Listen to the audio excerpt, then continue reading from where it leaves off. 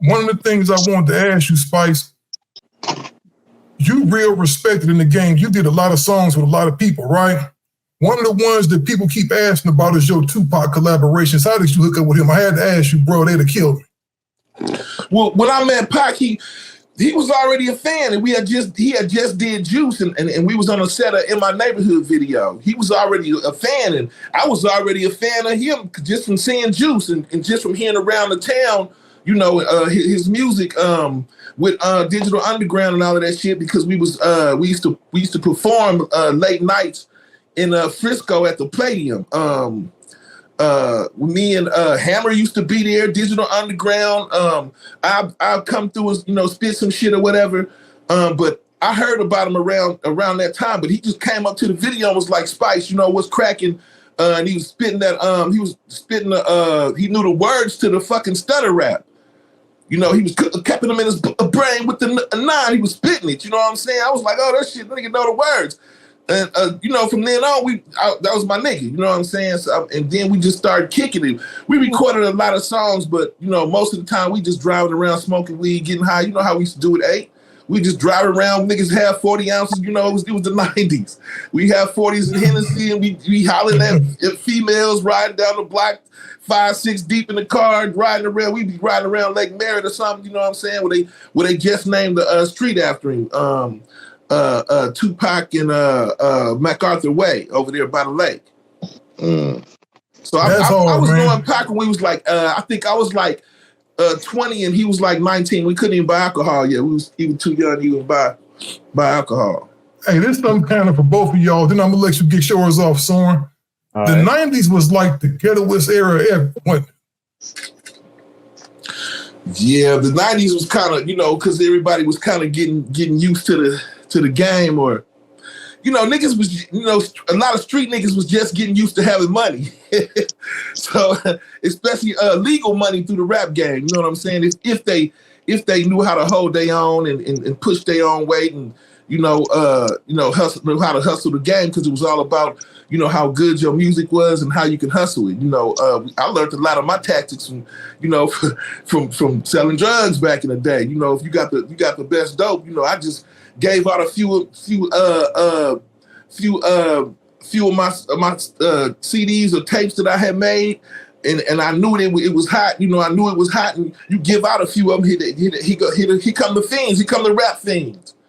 You know what I'm saying? And, you know, just like Ice-T did a song Pusher. He was talking about, you know, I'm your pusher. He was pushing dope ass music and dope tape cassettes and CDs back in the day. You know, it switched up to, you know, because you know, you took that hustle you have from the streets and you put it into your music. You know what I'm saying?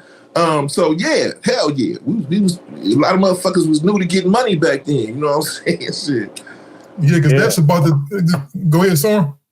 I was going to say the music sold itself because you had a lot of great, not only stories on there, but you had great production with Ant Banks, you had Blackjack, EASKI, CMT, and they all were on the first album. So what did you see, and what did each one of the production people you worked with really bring to the Spice One album that you thought was different and distinctive? Well, Banks and CMT and EASKI, all three of them actually played instruments. You know, they all actually knew how to play the keyboard and the guitar, and they knew how to actually make music. You know what I'm saying? That was definitely a plus. It brought a lot out in me when I heard real music, chords and strings and shit. You know, my imagination and started just going there. You know what I'm saying? So, you know, it does matter when the beat does bring out something in you as a rap artist. Even though I don't make music, I could have told them what I wanted, and they'd give me exactly what I wanted. Even Slip, you know what I'm saying? Remember Slip? You know, talking about Eiht. I tell Slip, you know, what I wanted. You know, they play. You know, he knew how to get down. You know, back in the day. Artists was real artists, man. You know, they know how to play instruments. So they brought a lot of that. They brought that to me. That was something new to me when I first started dealing with them. And then Blackjack also doesn't get a lot of shine, but the Money Gone, man. Blackjack did strap on the side and money gone. He's dope, dude. They ain't even, you know. That was sleeping on Blackjack, man. You know, they got up on Ant Banks and Ski, but they slept on Blackjack. That nigga was hot. He's still hot, you know. Yeah, I fuck with Blackjack a couple of times. I think good producers just when you're a good producer and you know who you fucking with, then shit, it's just automatic. You don't have to sit up and be babysitting a nigga, or, you know, you got to tell a motherfucker, you know, what you sound good on. You get me? That should come from the producer, period. Yeah. You know, I get a lot of niggas who hit me up, be wanting to send me tracks and shit like that. And, they'll feed me thousands and thousands of tracks. You get me? But I try to tell a motherfucker, just go back and listen to my last project or the project before that, or go listen to some history of me. And you'll probably get the feeling of what type of shit I like to, you know, like I like to create to. It's really crazy when, you know, the producers will hit you and be like, man, you know, I got the hottest shit. I got the perfect this and perfect that.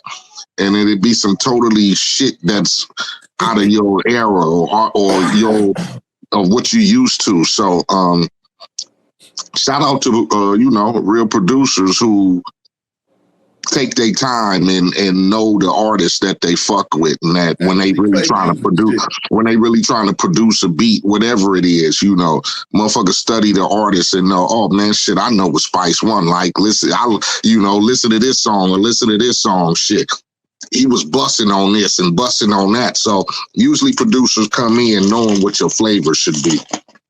Well, like you said though, Eiht, the real producers, they know. You know, yeah, some dudes out there just turn their shit on and be like, nigga, here, this what I got, nigga, it's hot. And you be like, really? Like, I can't, you know. Now, it is what it is. Now, how did you and Eiht, because Eiht, you came out before Spice, right? Yeah. Yeah. When did y'all link up? When did you first meet Eiht, Spice? Well, it was that I met Spice. I met Spice when I started doing Menace, and Barry and what was my other nigga name? Damn, what was my other? Yes, Jeff Finster. Jeff and Barry, they ran Jive. Jive had the soundtrack to Menace to Society. And I was a fan of Spice. So with them being fans of MC Eiht CMW, you know, me being on the set, and then them being able to hear Menace and all that shit, and then knowing Spice was on the soundtrack, they basically hollered at us to produce a song for Spice on his new record coming up. So we flew up to Oakland, and that's how me and Spice met, and we've been cool ever since. Is that right? So y'all got the first song y'all did was The Murder Show, right? Yeah. I'm telling you, man, the 90s was grimy as hell, man. Everything was about kill 'em up, shoot 'em up, bang, bang. I think the 90s was treacherous for us because we was young niggas coming up out the streets, man. There was a lot going on. And not to, you know, downplay the situation, and, you know, because everybody, you know, gangster rap and y'all fucked up niggas' heads and y'all had niggas out, youngsters wanting to be whatever. Well, I grew up in that life. You feel me? It wasn't no rap records for a nigga. You feel me? Shit, nigga, I was on the block claiming Trag Noob, and all I thought about was how much money I'm gonna make off of serving. You get me? Like I tell people in a lot of interviews, when you come out of that adolescence and you're around the essence of fucking It's niggas down the street pimping. It's niggas down the street selling dope. It's niggas down the, your dreams of being a fucking, oh, I'm gonna be a fireman. I'm gonna be a policeman when I grow up. I'm gonna be a, nigga, that shit out the window. You get me? And so when rap came, we sort of, you get me, was like, this is gonna be my way out, but not really. Cause nigga, I'm still, you get me?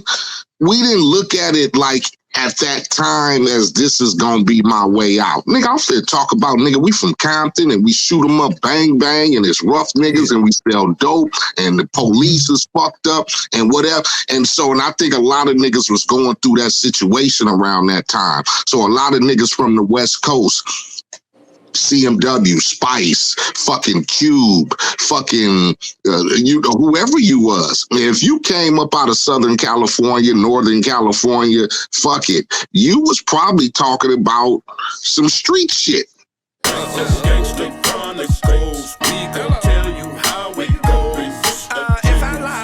Will grow like Pinocchio. We gon' tell you the truth and nothing but the truth. Gangsta chronic.